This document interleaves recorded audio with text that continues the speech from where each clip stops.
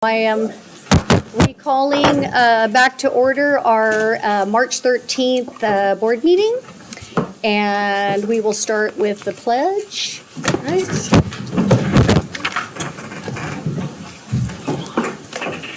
Ready, salute. I pledge allegiance to the flag of the United States of America and to the republic for which it stands, one nation, under God, indivisible, with liberty and justice for all. Okay.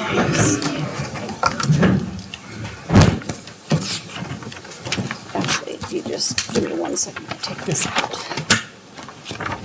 All right, so.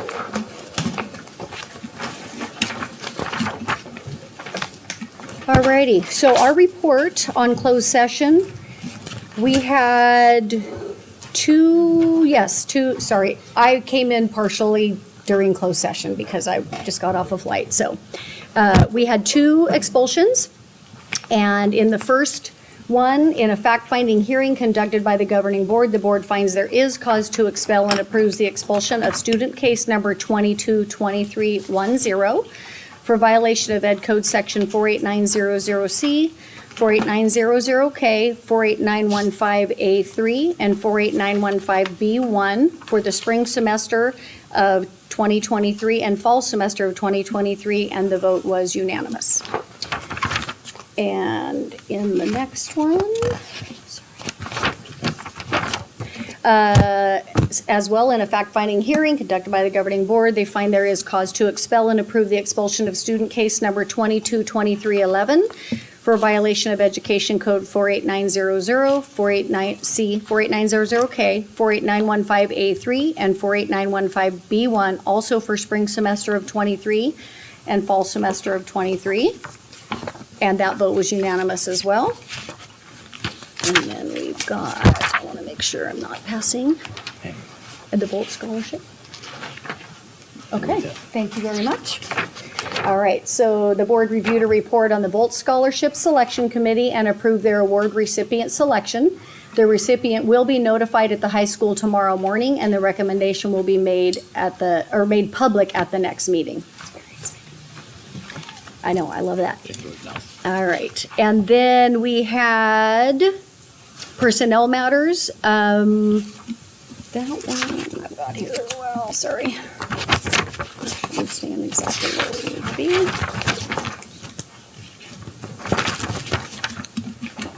Okay, and the board voted 3-0 to place employee 002112 on the 39-month rehire list pursuant to Ed Code 45195. And this one is, I'm seeing you have to record the vote? We just give that to you, Debbie? Yeah. I just want to be sure we're not having to call that. Okay. Ms. Redmond, in terms of reporting out for that, that's taking place at the resolution, is that correct? The classified is not to be reported out, but you have a report out on the certificated. Okay. So the classified will be That's the taken. one I just did, yeah. I believe, correct? On the 39-month rehire. No. 39-month, the next one is a classified. You do not need to read action from the closed session to the classified because that will occur in open session underneath an action item.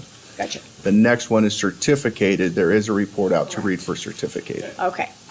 In closed session, the board took action to issue a notice of release to temporary employees identified by numbers 003689, 003462, 003468, and 003935 pursuant to Education Code Sections 44954B, effective at the end of the 22-23 school year, and directed the superintendent or designee to send out appropriate legal notices.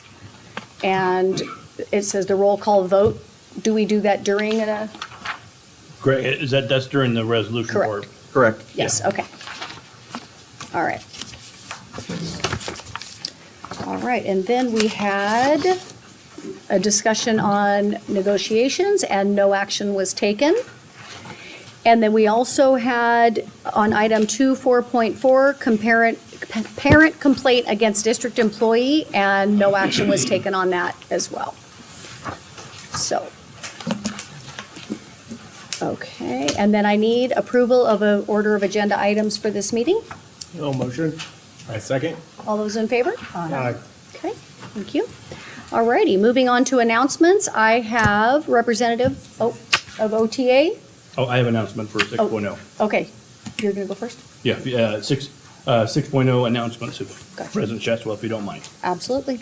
All right, OJUSD Board of Trustees, I submitted a letter that serves as notification that I'm resigning from Oakdale Joint Unified District as the superintendent effective June 30th, 2023. Thank you very much for allowing me to serve the board and the district and the community in this capacity for the past 2 years and 3 years prior as assistant superintendent. I hope for nothing but the best from the district. Thank you. Okay, so now we have representative for Oakdale Teachers Association. Come on up, Mr. Salinas. All right, good evening, good evening. We are still in discussions with the district in regards to negotiations, and hopefully that can get resolved here soon, along with CSEA's negotiations. Our elementary schools in the third trimester, our secondary schools are in the fourth quarter. We just started the fourth quarter actually today. Our members continue to guide and support our students, building a good community, continuing to work with the community. Our successes are our students' successes. Our successes are your successes. So just want to remind everybody, not that it's been forgotten, but just keep that out there. And have a great evening. Thank you. Thank you. All right, so representative from CSEA Chapter 830, Jared, are you here?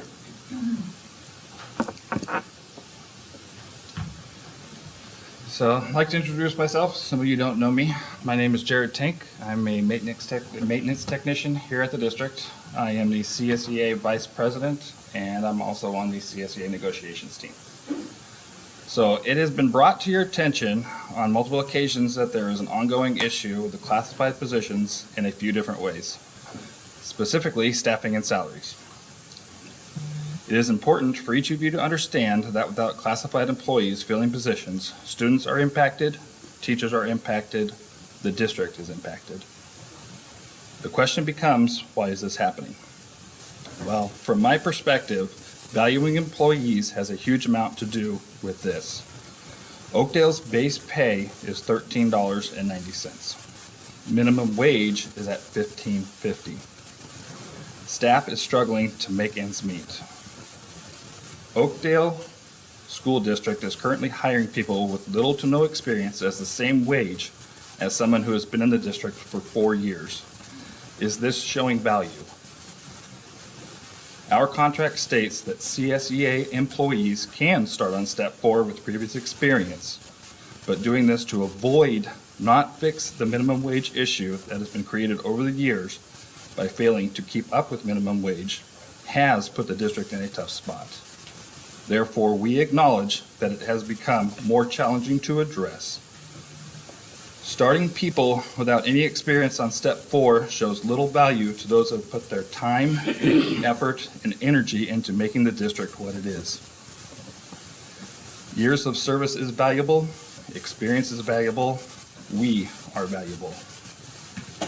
It's time that Oakdale School District really takes a deeper look at the issues of filling positions and valuing employees, and moves in the direction of appreciating the time, effort, heart, and soul employees have put into making this district a productive and safe environment for students and staff. I would like to say thank you, board and administration, for your attention to this issue. Most importantly, I have to say thank you to all the classified and certificated staff for all your hard work. You are valued. Thank you. Thank you.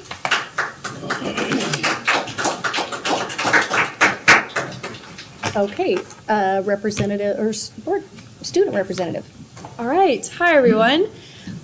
Recently, we had some wrestlers qualify for state, so that was very exciting. We had our Distinguished Young Woman program. That was in February, where Grace Miller was crowned the new Distinguished Young Woman. So we're excited to have her represent the school and the town in general this coming summer. We had Stomp Out Tobacco Week, which is very successful, raising awareness about tobacco and other products. We had a school talent show put on by the OHS Drama Club to help raise money for their Disneyland trip, which was very successful. We had a staff chili cook-off where Mr. Salinas took the W, which is very exciting. Staff versus seniors basketball game where the seniors took the W. And then coming in March, we have a Dude Be Nice week, which is just supporting kindness around campus, and we will be having state testing coming up soon. So, thank you. All right, thank you very much. Okay, so now we are on our 8.0, our public comments. Public comments will be allowed. The board president will recognize any member of the audience wishing to speak on items not on the agenda, but directly related to school business. The president may allot time to those wishing to speak, but no action will be taken on matters presented. Individual speakers may be allowed 3 minutes to address the board on each item. The board may limit the total time for public input on each item to 20 minutes. With board consent, the president may increase or decrease the time allowed for public presentation, depending on the topic and the number of persons wishing to be heard. If appropriate, the president or any member of the board may direct that a matter be referred to the superintendent's office for placement on a future agenda. So Debbie, how many? There are two. The first one is Eric Kilgard Okay, on AB 659. okay.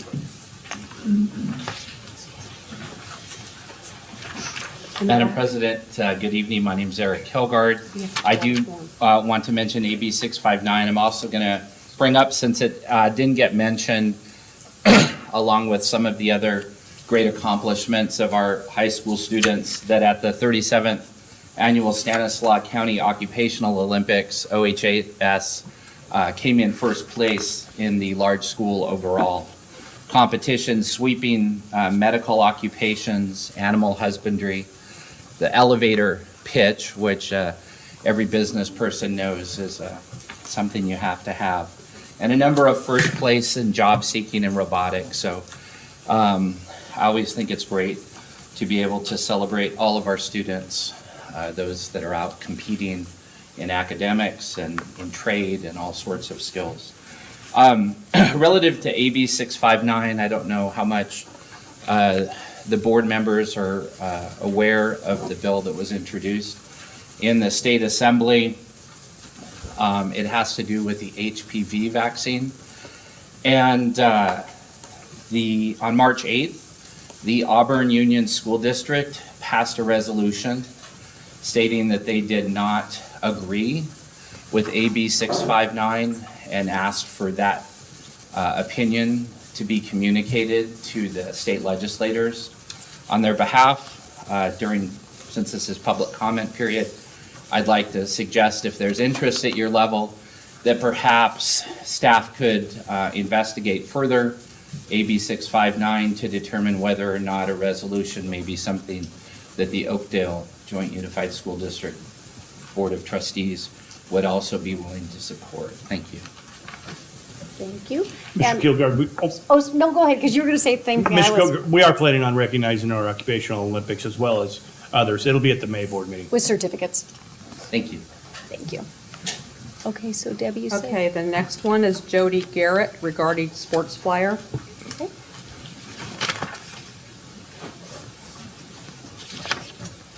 Hello. So as you already were informed, my name is Jody Garrett. I am an alumni from Oakdale, and I'm part of the community and the Oakdale Saddle Club. I have 3 members of my family that work in this district, and I have 4 children that are in the district, and I'm a teacher myself in Riverbank. I have been trying to get information for travel basketball for 3rd graders into the hands of parents, and I have been informed that I cannot, since they don't know me. So I'm here to introduce myself, hello, and get to hopefully get a familiar face. Yes, I have been frustrated in this step, and I've tried to file a complaint. I've been speaking via phone, email with Mrs. Shatswell. I also have been in communication via email with Larry Mendonca. I hope I said that. I mean, It's okay. messed that up, but I was a little frustrated with the process that it was, in which it was handled. Via the policy, it states that the complaints related to the superintendent shall be initially filed in writing with the board. So I wrote a complaint formally to the board, which it was then given straight to the superintendent, whom the letter was about. So I thought that that definitely wasn't handled according to the policy. So my request is that I be allowed to pass out some information to parents. I'm not asking for a facility, just a flyer went home today for another sports program. So I'm willing to do whatever is necessary in order to get information out to parents, whether it's fingerprints, meet with you, provide any documentation, anything that you guys are wanting, so that I can make something for our community in regards to travel basketball, since we are a little bit weaker in that area. You know, we have football and wrestling, so we're like a little stronger basketball. And I will be following up with you. I think I just did, I don't know if you got my most recent email today. Yeah. Okay. Yes, I will follow up with you. Okay, the next one is Laura Placencia regarding pesticides. And if we have anybody else who didn't fill out a form who would like to speak, feel free to do that now. It's in the back, on the table in the back. Hello, good evening, everyone. My name is Laura Placencia, and I am the community organizer for Valley Improvement Projects, which is a nonprofit working on social and environmental justice here in the Stanislaus County. And I am here today to publicly notify the Oakdale District Board and any parents who may be here with us today.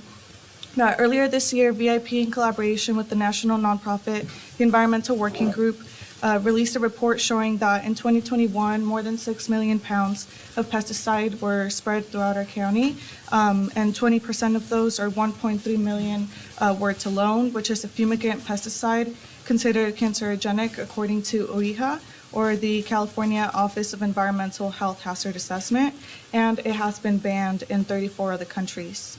Toxic pesticides made out of petroleum chemicals are applied to Stanislaus County fields, ending up in our natural resources, in our communities near 123 of our schools. Talone has previously been banned in California for finding alarming levels of residuals of it in our air quality. And recent studies today still show that fumigants like Talone are able to spread for more than 5, even up to 7 miles. Even including the DPR, the Department of Pesticides, air quality monitors have found multiple locations across the state, including a monitor in Delhi showing high levels of Talone in our air, exceeding DPR standards, which are 14 times more lenient than OIHA standards.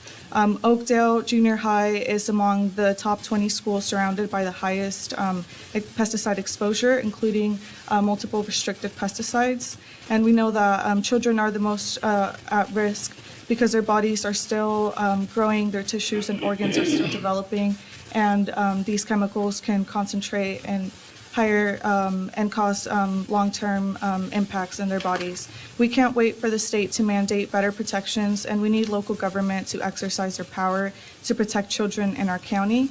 VIP is asking the Stanislaus Agricultural Commissioner to expand the school buffer zones to at least 1 mile, but preferably 5, considering from its 1/4 of a mile now, considering studies have shown fumigants to spread for more than up to 5 miles. Another one of our asks is to require farmers to get school principals to sign off on NOIs to ensure that children are not on campus. Another ask is to reduce the use of Talone applications across the county, expand the current pesticide notification pilot programs, and to web post all notices of intent, which at the moment only include restricted pesticides. Within the last year, VIP has connected with the county's agricultural commissioner and office, and they have expressed they're not planning to make any changes that the state does not mandate. So that is why we are here today, spreading awareness and seeking parent and school district participation and support to help us spread this information to the parents, and bring about more awareness to those who live in areas of high pesticide use, so they can better take precautionary measures to protect themselves. And we ask that if you guys are interested in learning more, you guys please add us to a future agenda where we can further elaborate on the report. Thank you so much for your time, and we look forward to having your support. Thank you so much. Thank you. And we will definitely be following up on that too. Thank you. Bianca Lopez on pesticides.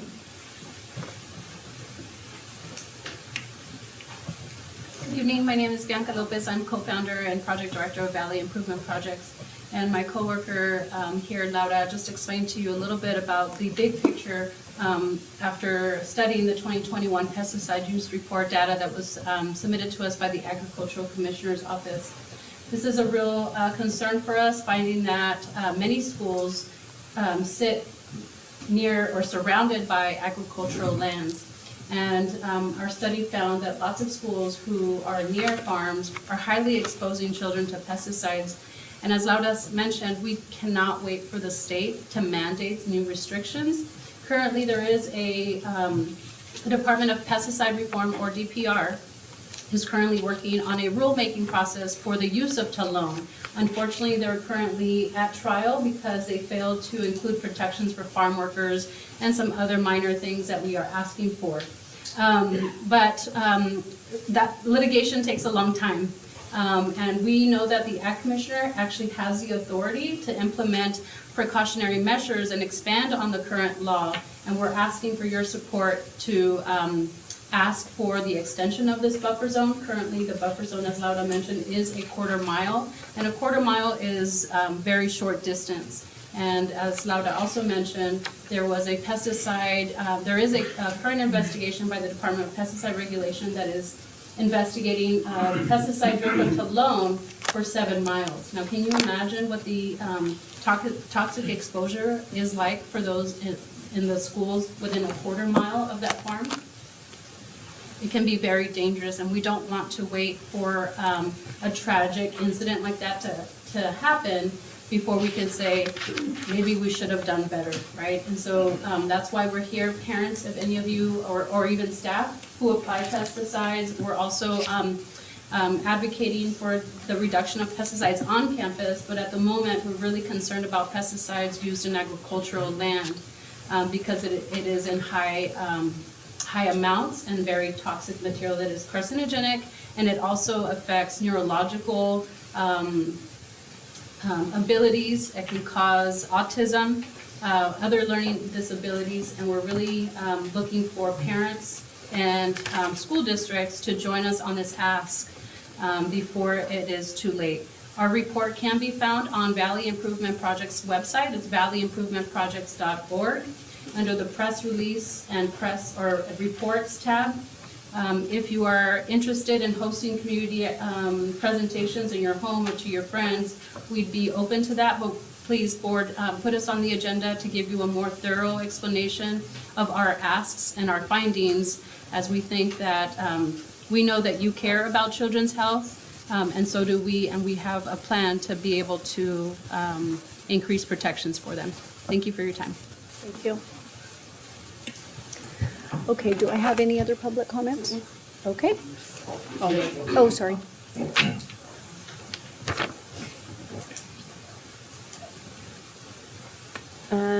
Jesus Nunez, nonprofit It's a high school contest. high school contest? Okay. Yes, my name is Jesus Nunez. I'm here representing a local nonprofit named Valley Water Collaborative. We provide free well testing to residents off of public water systems. If their well is contaminated in exceedances according to the state of California, we can potentially provide free bottled water delivery services to the home. So that's what the nonprofit does. We're trying to raise awareness of it in the community, through schools, through door-to-door canvassing, being at farmers markets events and other public meetings or events. So what we're doing is we're hosting our second annual high school contest. We hosted one last year. 5 schools participated. Central Valley High School is a school that won. They got $2,000 cash. Second place got $1,000 cash, and third place gets $500. It's the same reward again. Each school can have 2 teams participate. There's no limit to team sizes. I have flyers for the contest. These flyers have been approved at Chilliwack Unified School District, Modesto City Schools, Waterford's Peach Jar. So yeah, I can present I have actually already presented the flyer to the district to be given to Debbie Ganlan. And well, I'm here following up with the board and hopefully somebody with the board can give me a contact in the high school or see what needs to happen so I can communicate with the high school.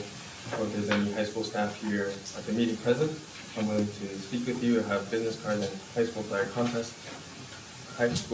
contest flyers. And yeah, that's what I'm here for. So, Okay. Thank you for your time. Thank you. Communicate through me, and I'll communicate through the high school, okay? Thank you so much. You bet. Thank you. I believe, were you principal at Chilliwack High School? Yeah, Yeah, you were principal when I was there. hopefully you appreciated the service. Thank you. Thank you. Okay, so I don't think I have any more public comment? No? Okay. So moving on to consent calendar. Removal of items from consent calendar. Information concerning consent items has been forwarded to each board member prior to this meeting for study. Unless some board member or member of the audience has a question about a particular item and asked that it be withdrawn from the consent list, the item will be approved at one time by the Board of Trustees. The action taken in approving consent items is set forth in the explanation of the individual item. Do I have any board members wanting to pull an item? No. No? President Chatswell, I don't want to pull an item, but I would, at the end, I would like to acknowledge one of the items, if you don't Okay, mind. I'll go ahead and pull it. What number is it? Yes, 9.6.2. Okay. And any member of the audience who would like to pull an item? No? Okay. So let's go ahead and take a vote on everything but 9.6.2. So do I have a motion to approve the rest of the consent calendar? I'll move to approve the consent calendar with the exception of 9.6.2. I second. All those in favor? Aye. All right. Okay, so let's do 9.6.2. President Chatswell, I want to publicly announce to the board and the community that Leah Minato, who's currently the vice principal at Magnolia, she has interviewed and accepted the position as principal at Magnolia Elementary effective July 1, 2023. And she's here tonight. Yay. And I pronounced her name correctly, Leah Minato. Yay.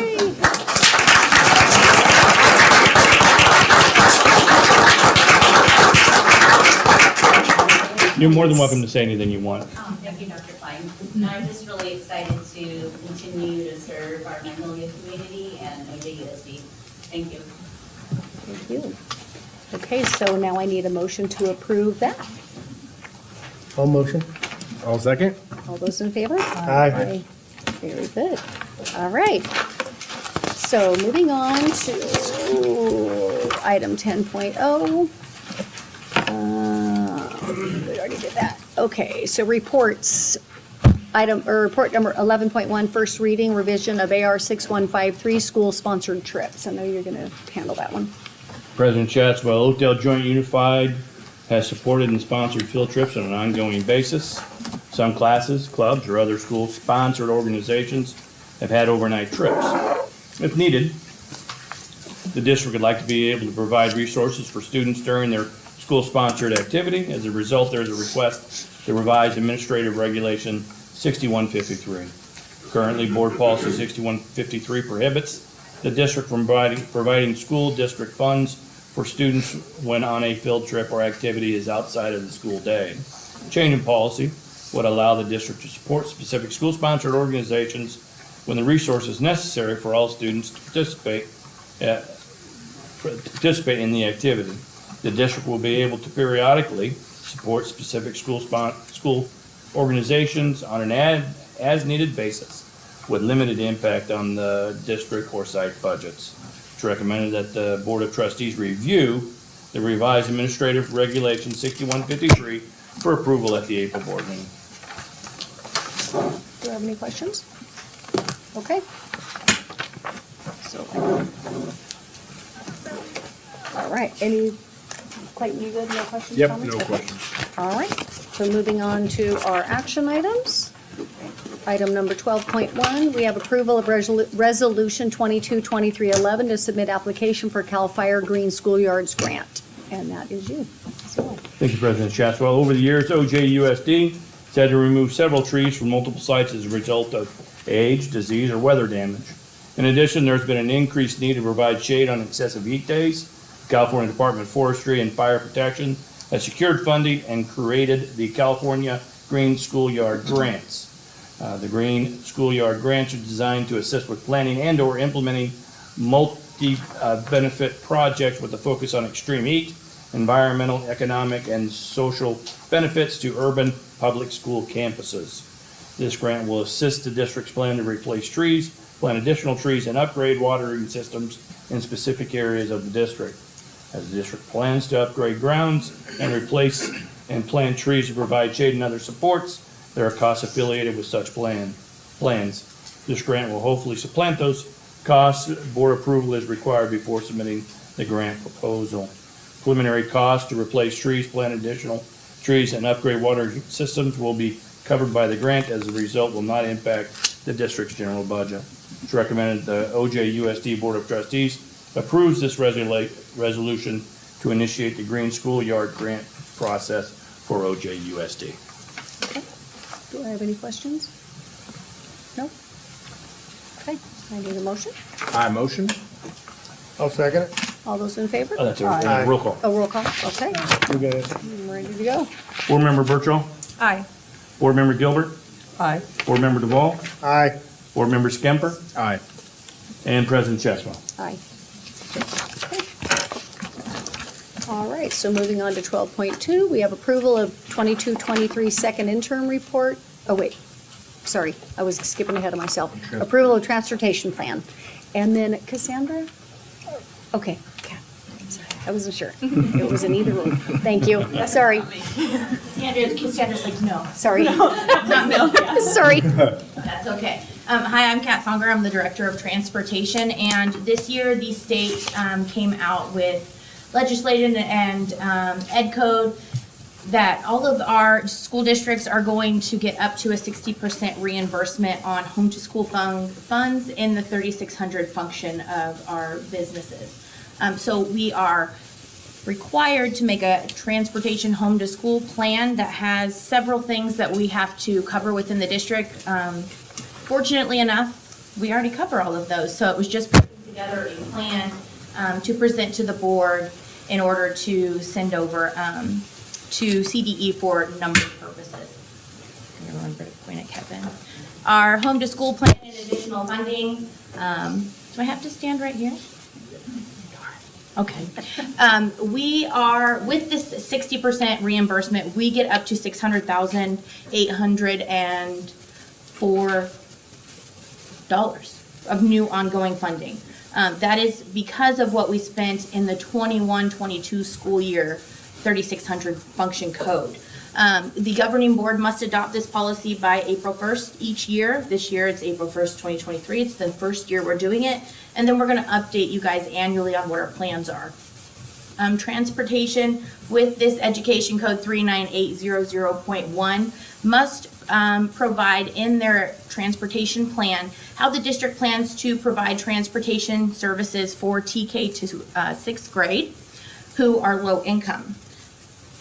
Fortunately, we're already doing that. We have to also describe how transportation will be accessible to students and those with disabilities and homeless youth. This year, last year, we started a great special needs program and a SPED program. You'll see it up here labeled as SPED. That is our spread transportation program, and this year that has just went off the charts. We have 4 different routes that we're running. It's been a great opportunity to serve the kids in the neighborhood, so we'll get into that further, but gladly we're doing that as well.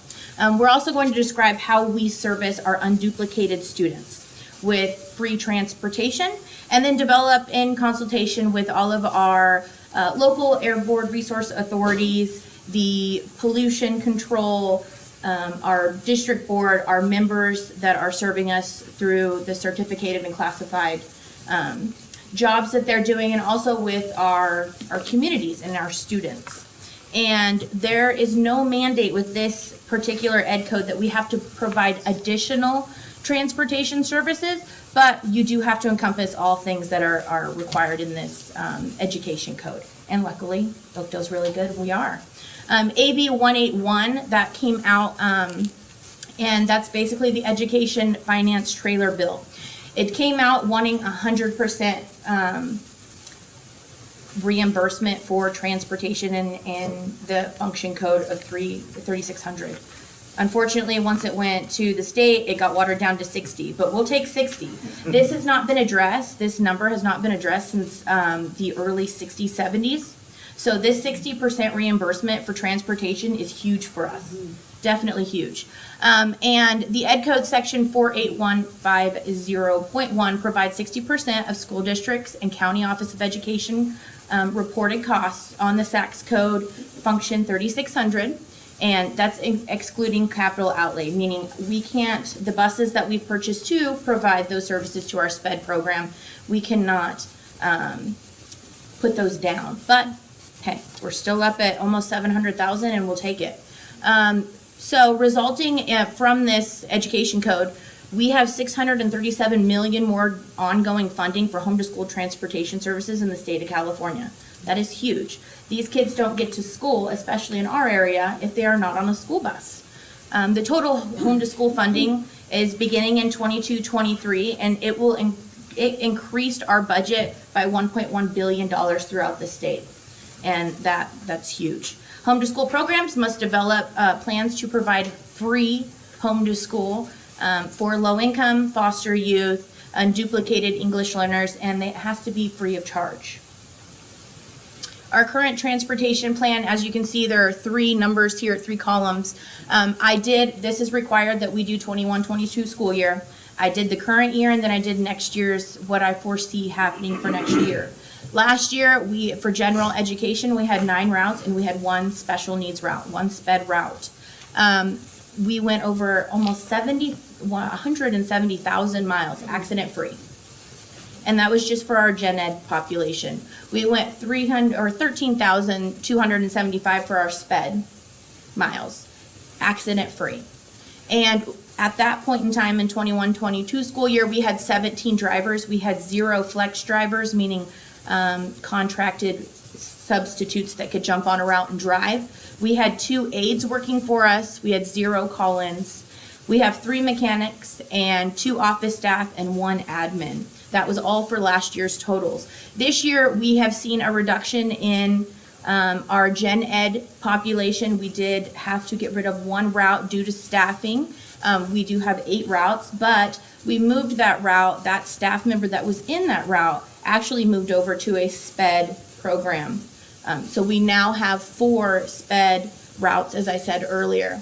We do service TK through 12 on all of our gen ed routes, and our special education goes anywhere from pre-K all the way up to adult ed. We are servicing them currently now, and we calculate June 30th for the California Highway Patrol, so I'll have those numbers for you June 30th. Currently, we have 21 employees. We have 21 drivers, 0 flex drivers. I have 4 paid bus aides that are there every single day.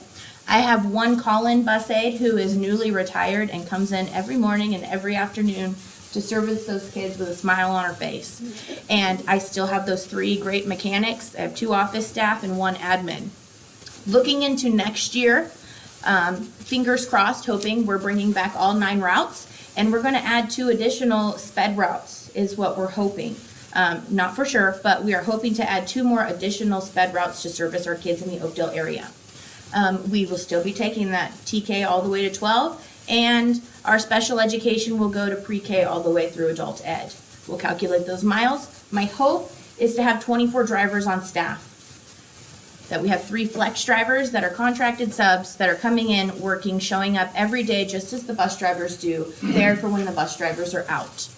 1 call-in aide, I know that there's 1 that's going to be there because she's already telling me to prepare. I have 3 mechanics, 2 office staff, and 1 admin. And all of these routes are meeting the required demographics in the education code 418501. I've said these ed codes with the other ones so many times that it's just a jumble now. So our planned services for next year.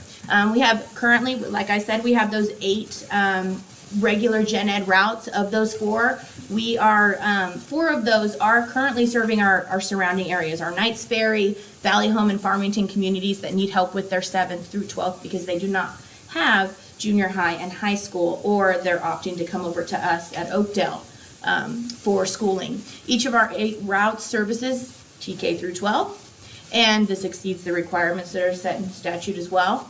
Students attending on OJUSD on an inter or intra-district transfer, we're still going to follow the same policies that we have.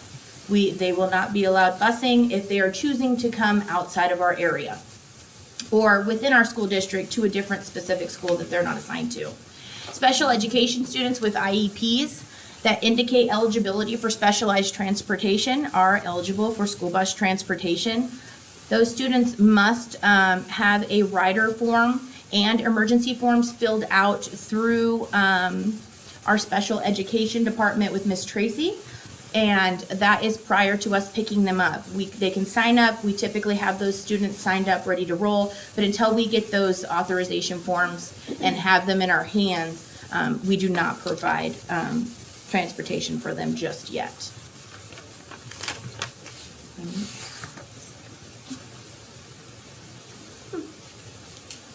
I broke it. Did it go? Okay, awesome. So, oh, I clicked it twice, I'm sorry. It just doesn't want that planned services page to go.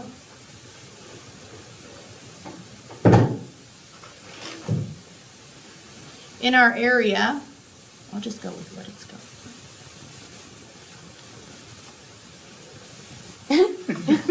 I'm looking at them. Can you make it work?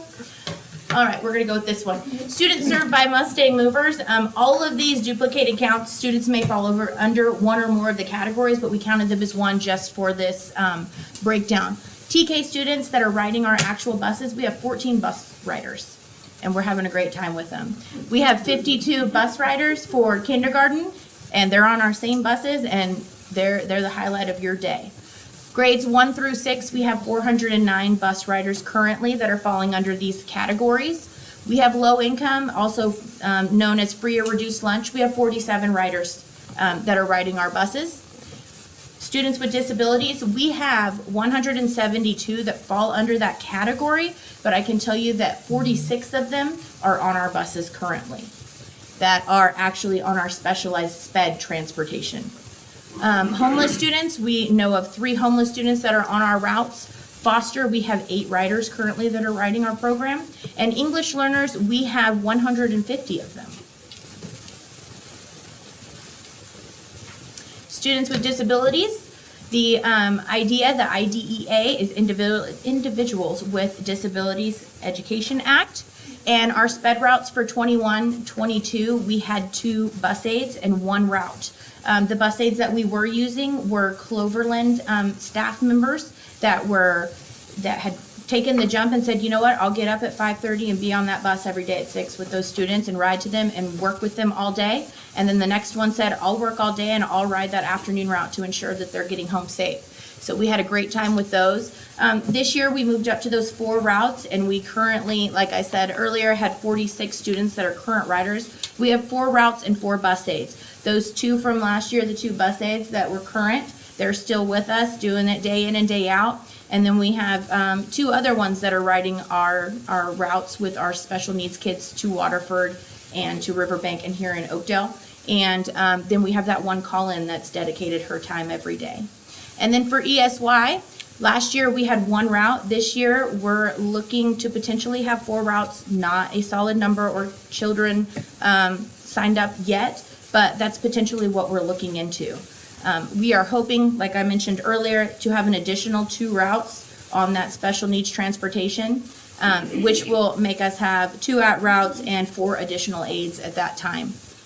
We have ordered buses, 2 brand new SPED buses that you guys approved a couple months back, and those are due to arrive May, June of this year.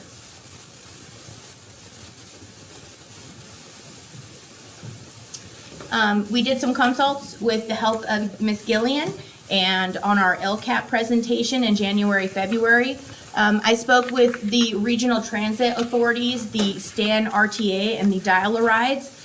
We currently have new routes stopping here off of MAG in our area, and our students can ride on route number 60 to get on either side of town. And the great thing with that is students that are 0 to 18 years old get a free ride. So if for some reason they were unable to make it onto our buses, they could get free rides with the Stan RTA and Dial-A-Ride. Quality management, I spoke with some people from the San Joaquin Air Pollution, and I also spoke with the Air Quality Management, the Air Resources Board, and they're getting all of these same calls with just smiles and answers. And they are fine with exactly what we're doing. I let them in on our smog reports and our idle reports, and they were absolutely fine with what our numbers were, since they gathered that information from CHP as well. Our staff, parents, students, and stakeholders, all of them got the opportunity to fill out the LCAP presentation surveys. We got some of them back. My favorite one was from a student, and they just wanted us to let our bus drivers know to be open to different types of music while they're driving down the road. And I laughed just like you did. I thought they took the time to put that, and I thought that was absolutely great.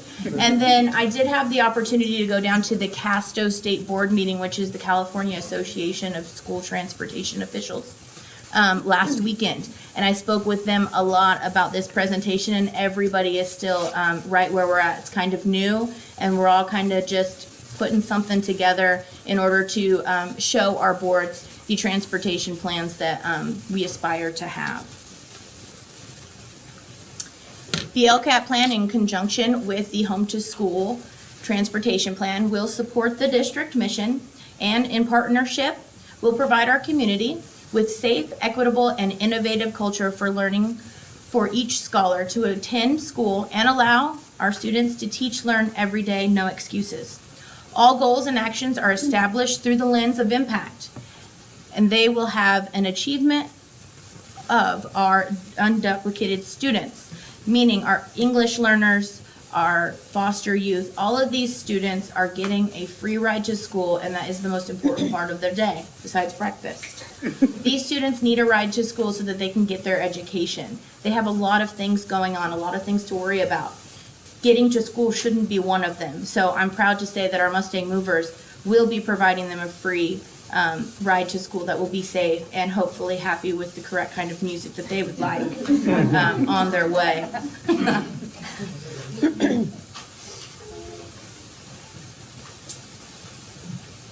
Oh, there it goes. We also have our goal 3. This is what, if you actually viewed our LCAP presentation, this is what we had put together for goal 3 for transportation. It says that Oakdale Joint Unified School District will maintain a stakeholder community and facilities to support all well-equipped, safe, and secure learning environments of the students.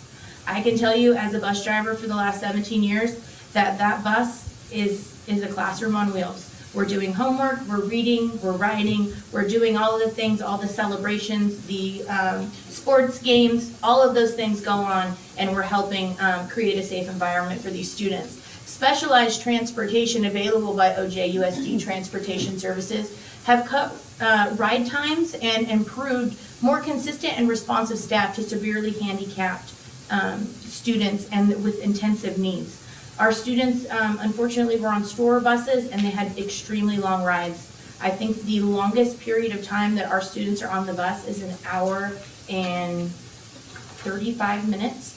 And that's from pickup, go to all the other sites, and that is for our farthest outlying students that are located in Waterford. For those in town, I even have just my adult ed at Waterford.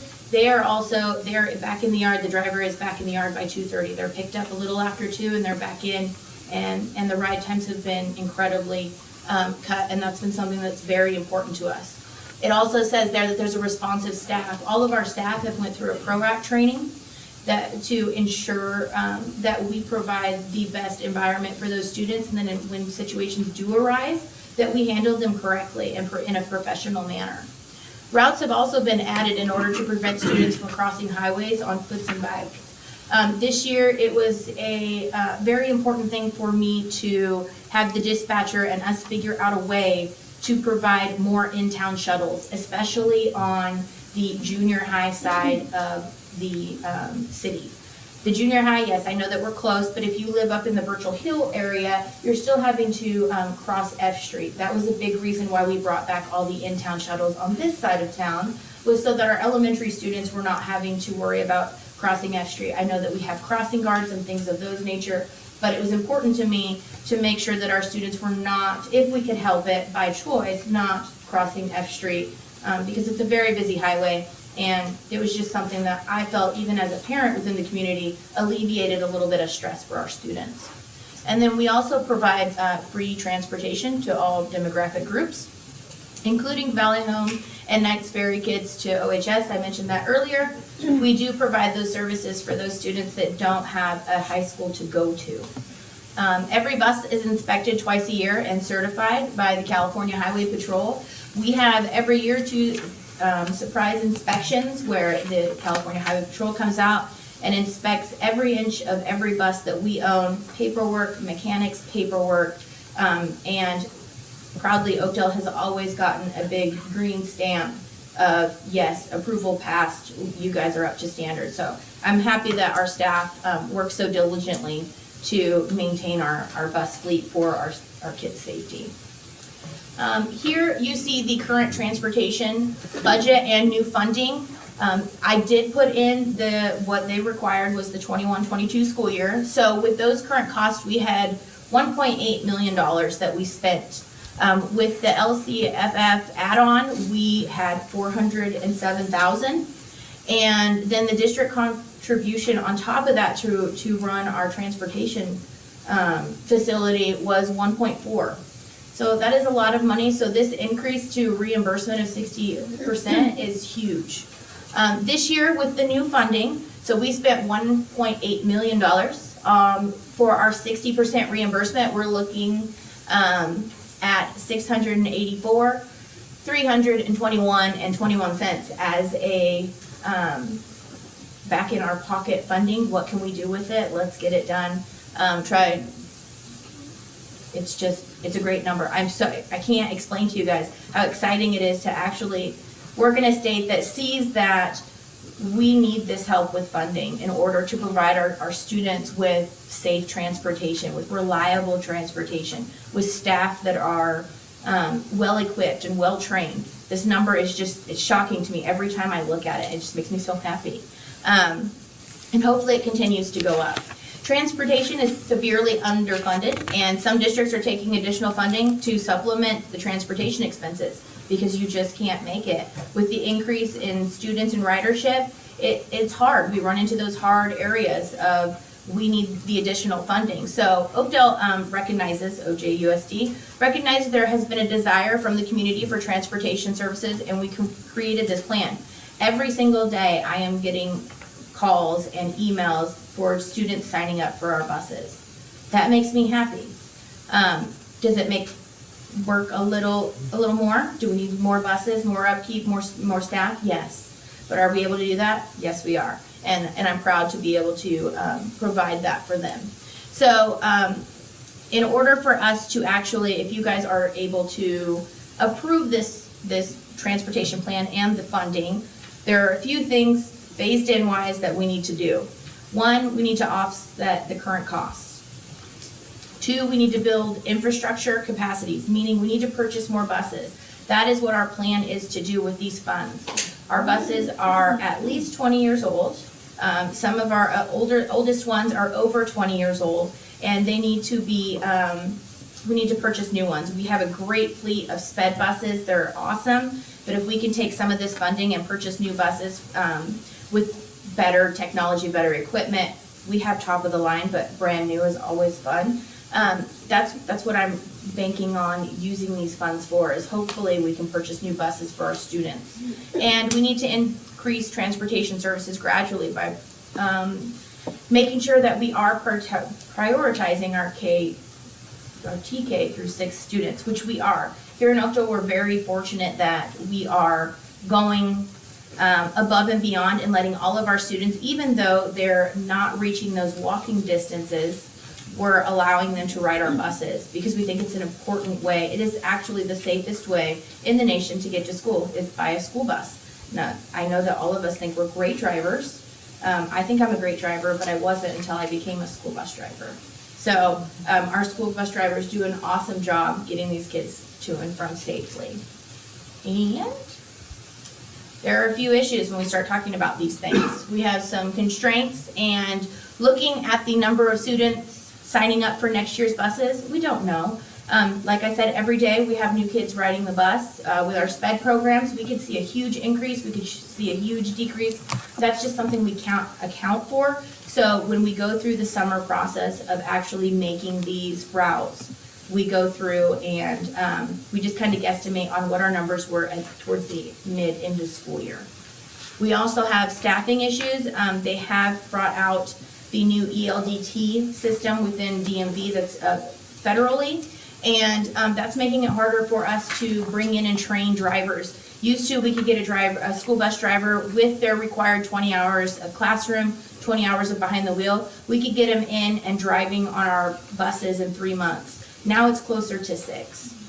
So that's something that I still, we have to worry about. We currently have vacant bus driver positions and bus aide positions. That's something that we've been working on throughout the district to fill positions, but that's something that we're also concerned about. And then growth. Historically, we haven't grown by any routes in a very long time. Last year was the first time we added routes. We added that one special needs routes. This year, we got rid of one gen ed route and then gained 4 sped routes. Next year, we could get that one back and then additionally have the special needs routes that are going to come back. So we just don't know. We're trying to foresee and plan. So my planning is, yeah, we're probably going to end up with those 2 additional sped routes and bring back the 1 gen ed, which will make us need 3 more drivers and 4 bus aides. With our equipment, if we're currently purchasing a school bus, it costs about $240,000, and that is a really tiny number in the grand scheme of things when everything comes down to play. And it takes, from the date of them getting the green, it's taking at least a year for us to get those buses. So if we are afforded the opportunity to get these reimbursement funds, unfortunately, instant gratification is not going to happen. It's going to be at least a year out. And then with our school start and end times, I also put those in there. I know that we have been considered rural for quite some time, but I just wanted to devil advocate. If they make us back up high school to and junior high times or just high school, I think that we're going to be okay. When we thought maybe we would potentially be doing it this year, we had staggered times to just drop off. Typically our priority is drop off high school, then elementary, then once we're back on the far side of town, do junior high. We could drop all elementaries, then go into junior high, high school, and I think we would be okay. But I didn't want to make this transportation plan without acknowledging that being a possibility at some point down the road. And then, of course, this requires a lot of community and staff input and decisions. When we're doing all of this, that those of us within the community have to be okay with maybe a little earlier pickup time or later pickup time, and we're really working on getting our students home in a timely manner in the afternoon.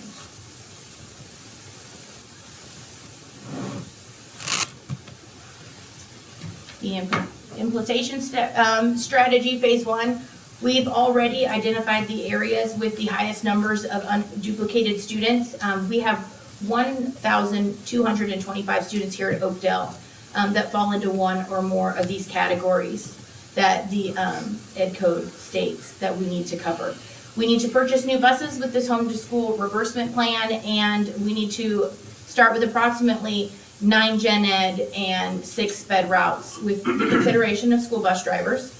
And we need to grow over time. The board must adopt this transportation plan annually, and the future plan is flexible with the goal, and eventually will service middle and high school is what they're telling us from the CDE level. TK through 8th grade will be eligible at all school bus stops. They already are. Most shuttle stops, but we do have a few in town with those not crossing F Street that we do junior high shuttles, and we do high school junior high shuttles that we're also servicing. So I want to put that in there. I believe that you guys received the written plan that we put together, so it is my recommendation that you, the board, approves our home to school plan for 23. That was a great report. Thank you. Super informative. Still, it was great. So I do have a few questions, but I'm going to see if I have any board members who have any questions. I have a couple. Okay.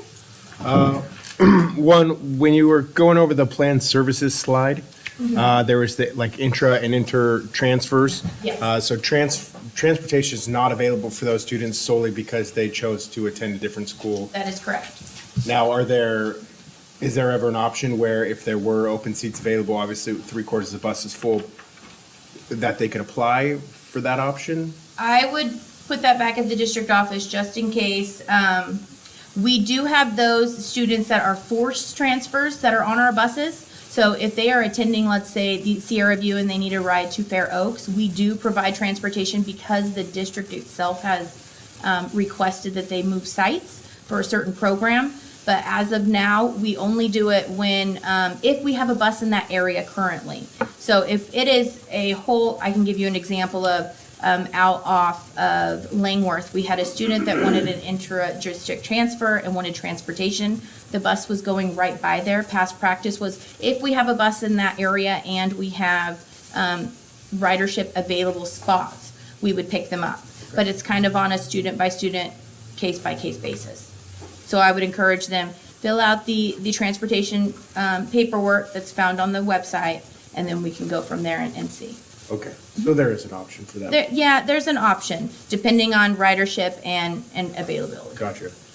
You also mentioned the CHP where they kind of do the pop-in and checks, and I'm somewhat used to that. Now, because it's still a passenger vehicle, our drivers still carry driver's logs, correct? Yes, they go Okay. through all of our required paperwork, all How- of our required documentation. As far as the hours go, do we get close to pushing that limit, or do they still have plenty of buffer? I'm just also thinking, in talking about hiring, and we're saying possible 3 more drivers, 4 more bus aides, how close are we to those hours? Because you can only drive so many hours. Yeah, over the so course of 5 days. legally, a bus driver can be on the clock within a 24-hour period. You can be on the clock for 16 hours. You can be behind the wheel of a bus for 12, that's actually driving the vehicle, and you must have 8 hours off. There is also a stipulation with another statute that requires that our drivers not log more than 80 hours in any 8-day time period. And yes, there has been occasions that we have come close to that. So having the extra drivers minus, I guess, the routes could potentially assist that situation as well. Greatly, yes. Okay. That would be greatly appreciated. Gotcha.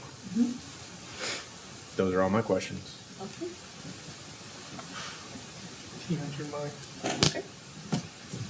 Well, I just want to be clear. So with this action item, we're being asked for additional funding of $684,000 and plus some? Is that what we're? The state that's coming from the state, not from the board.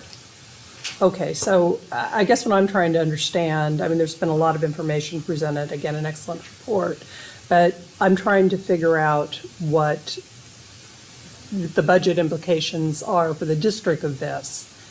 And Cassandra, you want to help on that? So and where's the money coming from, basically, Cassandra? That's what I'm curious about.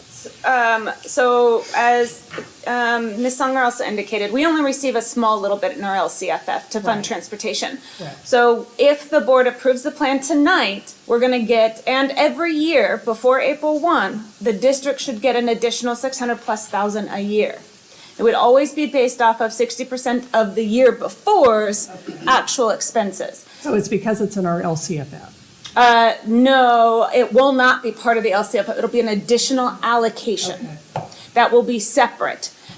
They would be giving it about a year behind, so we don't actually have it yet. But also the board has to approve a plan and approve it before they'll give it. Right now, the plan is for the actual dollars to drop in our accounts maybe in June. Okay. But the first step is to have the plan in place. Correct. Okay. And it will have to be in place every April 1. So until, and if the board does not approve the plan, we cannot get these extra funds. Well, and I know that we have had savings in the past because I know that we took back some of our special ed transportation, as well. So, yes. You did see a savings realization from taking those students off of store buses and providing them with our own fleet. So that's been an additional savings that's not accounted for in the additional funding.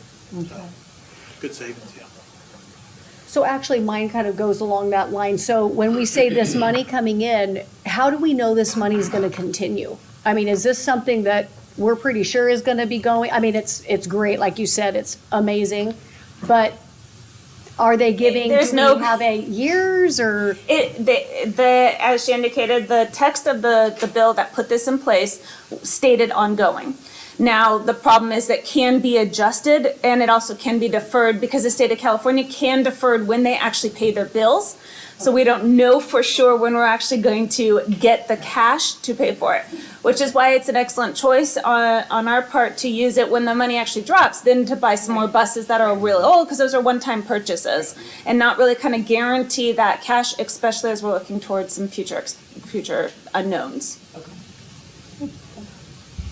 Anybody else? Okay, and I want to apologize, Cassandra's doing the next report, and I have your name right here on there. But I also want to say thank you for being on top of our schools, beginning of a school. We had some busing issues, and we had a lot of parents coming to the meeting, and we had a lot of stuff going on, and I really appreciate you being so on top of that and just, handling that, getting that going, because I know it's such a big deal for you as the director, and then the parents and the kids, and making sure everybody's where they need to be and when they need to be, and it's a lot. It's a lot a lot of people don't realize, and like you say, I see these kids running across the street, the crosswalk, and it's a big deal to get these kids to school safely. So we really appreciate what you're doing. And that was a great report. So does the board have any discussion about it? Do we want to move straight to a motion? I like free Okay. money, so. Okay. So motion to approve Do item. you want public comments on? Yeah, I'm sorry. Yes. Do we have any public comment on Eric that? Hilgard. Oh, Eric, hop up, sorry. The presentation was so great. My question's very minor. I'm happy to ask later. Thank you. So motion to approve 12.2 on home to school transportation plan. Need a second? A second? All those in favor? Aye. Aye. All right. I don't believe so. Is that one? I don't think that's one. Okay. Good job, Kat. All right, so Cassandra, you're up next. And this one is approval of 22-23 second interim report and positive certification. All right, thank you for having me here tonight to talk about our 22-23 second interim report. And the battery is fine. Wrong button. All right, first we'll cover where we are at in our fiscal cycle, then we'll talk a little bit about our overall revenue, our expenditures summary, our multi-year, what will impact our multi-year, all of our funds, and our next steps. So currently we're at the purple, second interim. This is based off of the governor's January proposal for our next year budget, so it'll be reflected in our multi-year. It's all expenditures that we knew of as of January 31st, going to the board for approval in March. Biggest thing to know about second interim is it's really our starting place to plan our LCAP and budget for next year. We need a clean budget to really prepare our budget again for next year, and that's what second interim does for us, is it's that starting point for our next year budgeting process. We have 77 million in total revenue. Of that, 76 is coming through that local control funding formula, 16.9 million in restricted grants, and 5.8 in one-time restricted revenue.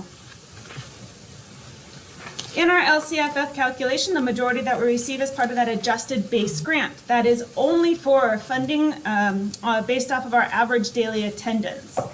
So we get funds for all students, average daily, based off of that 3-year rolling average of our average daily attendance. Now, we also receive a supplemental grant. That's for services to our students that are unduplicated. Those have to be written out. It's part of the LCAP and specific. This is the first year. We're also receiving a transitional K add-on. That TK add-on is going to help in our lower class size requirements in the TK program. And then we'll also receive a target instructional improvement block grant, as well as that home to school transportation. This is the one that's part of the LCFF calculation. It is not what Ms. Unger had talked about tonight for those additional funds. It's the same dollar amount we had at 1213. It's never been increased for COLA or anything else. All of those add-ons were not increased for COLA over these past years. That allocation was based off of levels from 70s, so it really hasn't changed much. So this is pretty exciting about our transportation, new transportation funding, but that is not included in the LCFF calculation.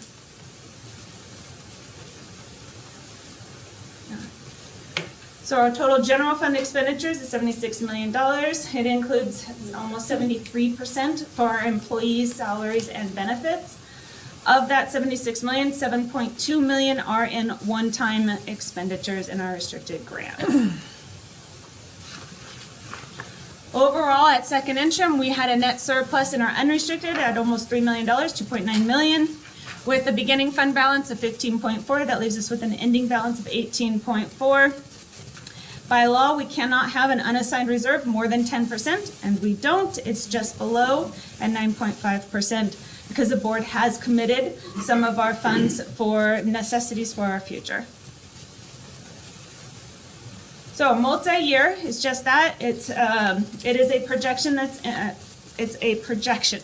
It's based off of the facts that we know of as of today, but it will change as those underlying factors change. So a good example of that is the Department of Finance updated its COLA projections for 23-24. At first interim, that COLA projection was 5.38%. Now it's 8.13. But the factors that relate to that COLA aren't in until April. So the COLA for next year is going to continue to change until we get to April when all of the factors are in for the actual cost of the COLA. So these are just projections and estimates for what COLA will be next year on our revenue. We're also using 3-year rolling average because that's what we expect to be higher of, either in our attendance, higher of current year, prior year, or 3-year rolling average. So right now we're still expecting it to be higher of that 3-year rolling average. Our expenditures include step and column for certificated as well as some savings due to attrition. We also have classified salary increases every year. Pensions. CalSTRS is remaining at 19.1, which is what we are paying towards our certificated employees' pension. Classified employees is going up. It's at 25.37% right now. It's going up to 27 or estimated to go up to 27%, and then to 28.1 the following year. At first interim, I reported that I kept it at 25.37 because they said maybe it'll be even less. It's not. It's even more. So for right now, these are the best estimates that have been released, but those are not yet finalized either, which will change our multi-year. And of course, in 24-25, we have some positions that will be needed beyond COVID funding, so those will be impacting our multi-year projection. So as of second interim, as we talked about, our net unrestricted surplus 2.9, next year 5.1, and then the following year 4.2. Big reason for that decrease in 24-25 again is some of those positions that will be coming back into our general fund as we go forward and get closer to it, but also think the factors this will change as the factors change, those underlying factors. And again, our unassigned reserve is not more than 10%.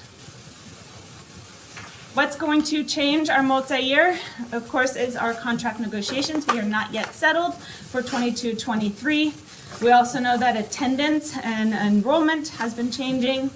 Minimum wage is looking to go up to $16 an hour next January, and then full day kinder will impact also our general fund as we get closer to having that discussion. So all of those will impact our multi-year projections as we move forward.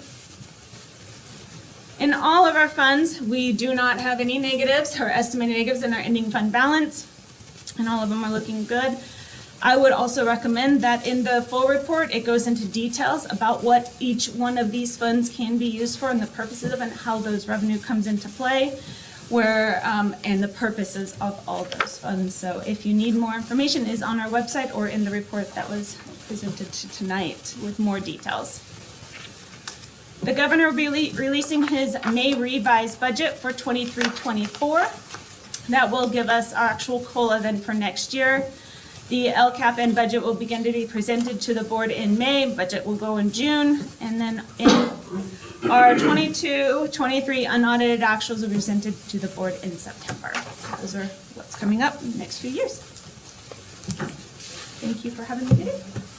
Okay, any questions? Any questions? No, since we're a second. Clayton, any questions? Nope. Any questions from the audience? Do I have Debbie? Yeah, Eric Kilgore. Okay. No question. All right. Thank you. So, Will the board approve? Yeah, motion to Thank you. approve 12.3. I second. all those in favor? Aye. Okay. All right. Moving on to approval of 22-23 SCOE Master Agreement for Audiovisual Services, Internet Access, Information Systems, Legal, and Hearing Services. So annually, we contract with Stanislaus County Office of Ed to provide services, and some of these services include media services, our mail handling services, internet, telecommunications, information technologies, our induction programs, and hearing assessment services. So this contract spells out which of those services Stanislaus County will be providing to the district, as well as the cost of each one of those services. This costs approximately for 23-24, $248,283.10. That will be paid for both out of our general fund as well as the charter for their services. It is recommended that the Board of Trustees approve this master agreement with Stanislaus County Office of Ed for all of the services that are listed in the contract. Okay. Do I have any questions from the I board? got a question. Yes. Yes. So, legal services, if you turn to page 34, down at the bottom, I'm just curious, it says, because we had two of them tonight in closed session, was student expulsion form packets. So it costs $1,000 every time we expel a student from legal services? Those are the fixed fees if we did it. But on the page before that, if I'm not mistaken, so we pay a flat rate for all legal services to Stanislaus County that they do provide to all districts in the county, and that fixed rate, the flat rate is based off of our P2 ADA.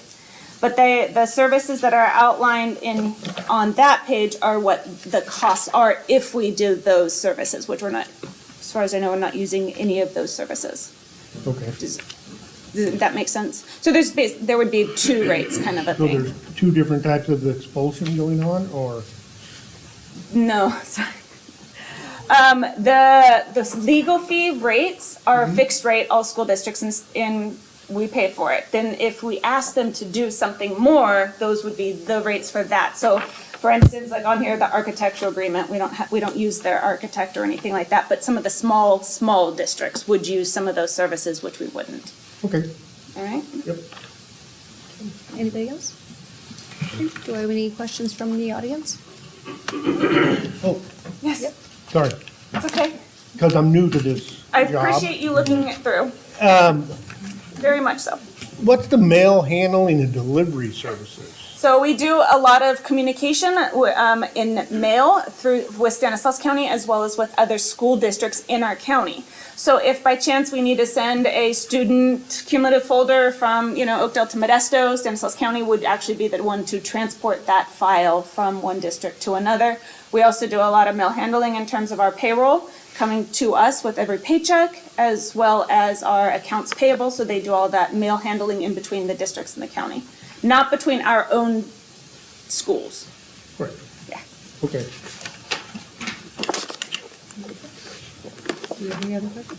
Yeah. You're really testing me tonight. That's great. So where was it? I'm sorry. I had a question here. It's about our multimedia service membership. Just briefly, tell me what that is. So may I ask Gillian for some help on this one? Because it's more related to the media services that are being provided to our students. So California Streaming is a resource that teachers can use it has videos and other like resources that teachers can access to support the curriculum.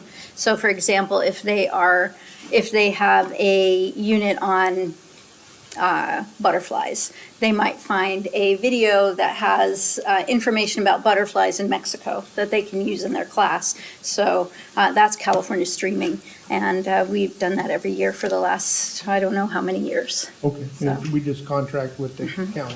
Yep. So the county would contract with the agency and negotiate that deal, and then we pay our share of that cost, as well as every district in Stanislaus County that chooses to elect to be participating in that. Okay. And when I'm late renewing that, I hear about it. So I know teachers use this. Okay, thank you. So pretty much instead of pulling up a random YouTube video, this has already been vetted information. They know it's safe. Correct. Yeah. Correct. No commercials, no nothing. It's Right. just Oh, what just they do. commercials. Great. Save 5 seconds right there. Glad that's there.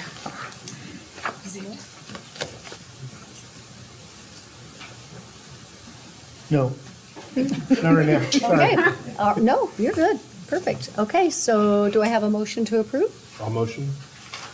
I'll second. All those in favor? Aye. Okay. All right, so moving on to 12.5, approval of Title I Parent and Family Engagement Policy. Armita. Hi, good evening. The Title I Parent and Family Engagement Policy is a new OJUSD policy. An LEA that receives Title I Part A funds must develop jointly with and distribute to parents and family members of participating children a written parent and family engagement policy. This actually mirrors the process that's done at the school sites for Title I elementary schools. The policy establishes the district's expectations and objectives for meaningful parent and family involvement. The policy will be updated annually and posted on the district websites per regulations. It is recommended the Board of Trustees approve the Title I Parent and Family Engagement Policy. Do we have any questions from the board? So reading through this, we were talking about basically down on like that third bold section, feedback is collected at school and district parent advisory committee meetings. Is there a way to get to see kind of what those results came out as? Is that ever going to be presented? So a lot of this information came from the District Parent Involvement District Parent Involvement Committee, but the District Parent, Family Engagement Survey that was distributed annually. And that was that email that just kind of went out, right? That's currently in Okay. place, yes. So the results from that can be made available upon request. And some of that I know is shared through the District Parent Involvement Committee as well as through other groups. And that survey closes on Friday. Yeah. And then the school sites themselves, all elementary sites, for example, are doing a Title I or actually just a school-wide school that helps to meet that Title I requirement as part of the development process of the single plan for student achievement. And that's also an annual activity. And then just briefly, for the community, can you just really briefly explain Title I? I've had people ask me, because I know some people don't know what that is. Yes, so Title I is a federal program, okay, and what it allows us to do is, number one, get quite a bit of money to help to support our low-income or unduplicated students across the district. In our district, our funding for our Title I funding goes directly to elementary schools. We do not distribute it to junior high or high schools, and that's a very common practice. And all of our elementary schools are what we call school-wide schools, which means that the funds coming into the school can be used by all students. So they don't have to check that unduplicated box in order to access that service. So that's hugely advantageous. In other districts, sometimes you have these very specified Title I programs that only certain kids have access to. A lot of those times are those learning lab type programs. So we're in a very great position where we run school-wide schools. That's why our school site plans, for example, can be a lot more comprehensive as a result of that. But at the same time, too, it affords us a multitude of opportunities where all students have access to all services at that school. Thank you very much. Okay. Yes, go ahead. It says you have a district panel involvement committee? District Parent Involvement Committee. Yeah. Yes. So is it parents of students who participate in the program, or?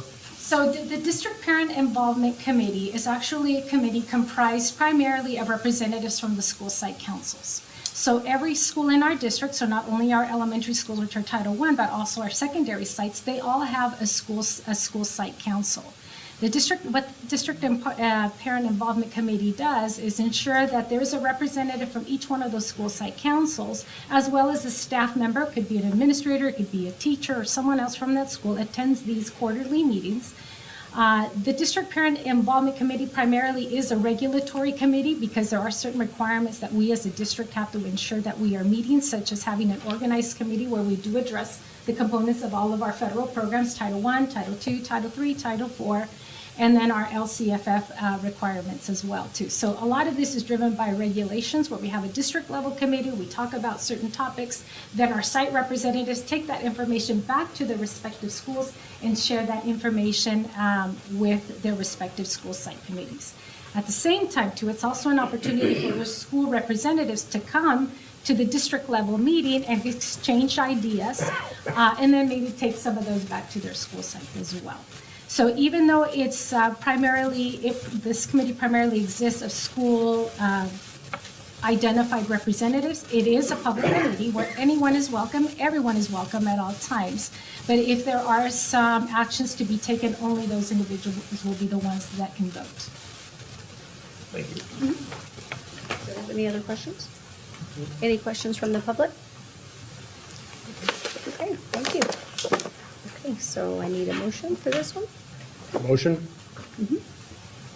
I'll second it. All those in favor? Aye. Okay, so item 12.6, this one is a resolution, approval of resolution 222312, reduction or discontinuance of service classified layoff. Mr. Redmond. Thank you. Due to the lack of work and/or funds, it has been deemed necessary to lay off particular classified positions. It is recommended that the Board of Trustees approve Resolution 222312 regarding layoff of classified positions. Do you have any questions or comments? No. Well, do you want to address, Mr. Elaborate. Yeah, I'm sorry. Go ahead. You know, whether or not these employees that are being laid off have found employment elsewhere within the district? Can you? I can do it in very general terms, as it is employees. Offered employment. Yeah.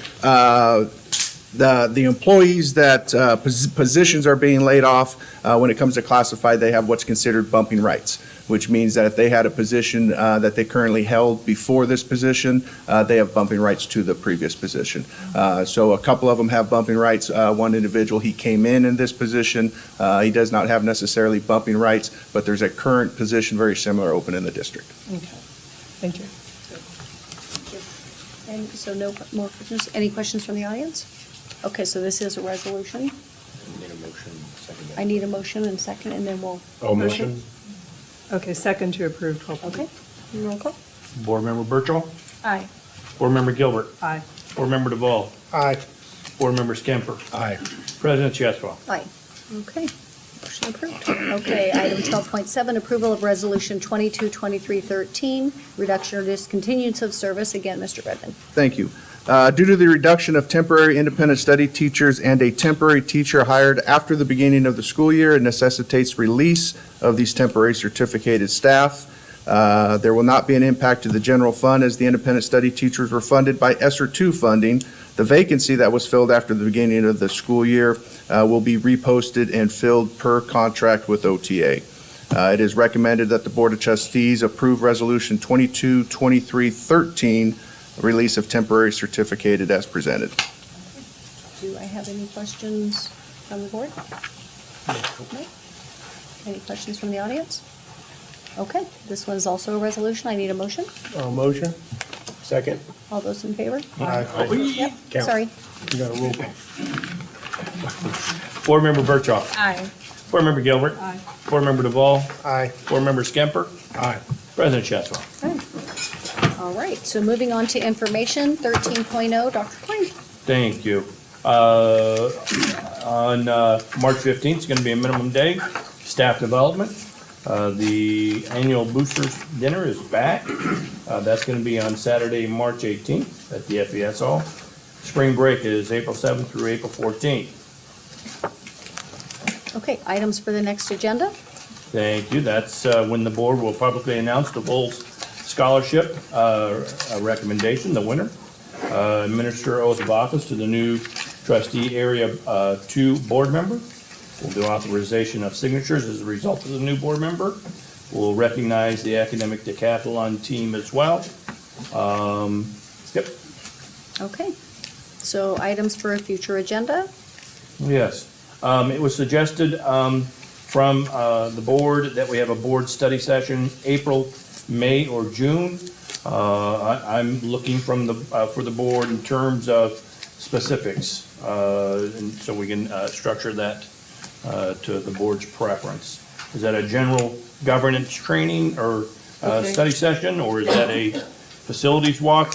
Well, at this point, I would just say that given Dr. Klein's sudden and unexpected resignation, that the board does need to meet Right. and decide the process, of how we are going to move forward with filling that position.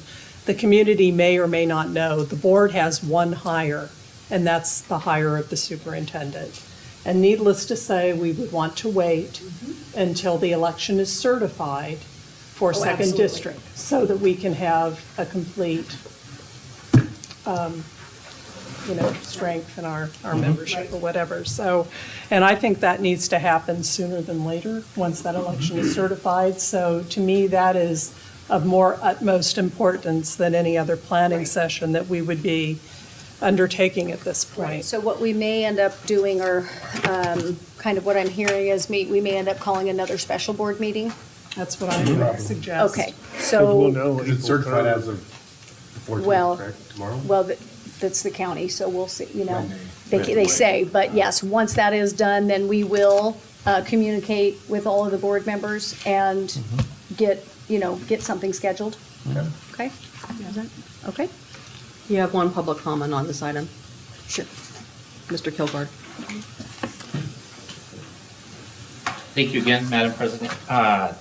Future item, I tend to be, I think, the only person who brings this up. I try to do it on a monthly basis. I would love to see an update on the 2022 facilities report at a future board meeting. Thank you.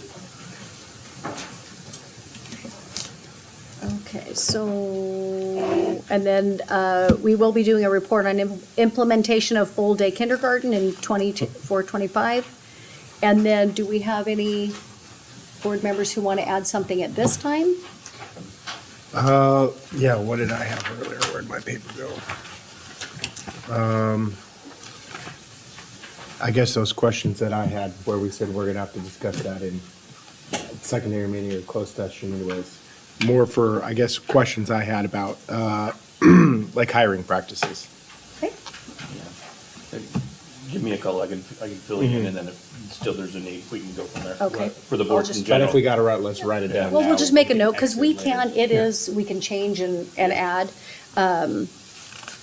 So do I have anything else at this point? We can always add later? No? Okay. So our next, actually, Mr. Kilgore, I'm gonna comment on that real quickly. We actually had a scheduled facilities walkthrough with all 5 board members coming up soon. And then, we do have reports and that, but we were gonna do a walkthrough together, so that will be coming forward at some point. Because we're doing updates, as things were being fixed and changed and, added. So that will definitely be coming forward, but we were kind of hoping to do a walkthrough and then do another, kind of an update. Okay. So our next meeting is Monday, April 3rd, 2023. Do you have a question? No? Okay. Monday, April 3rd, 2023 at 6:30 PM right here. And this meeting is adjourned.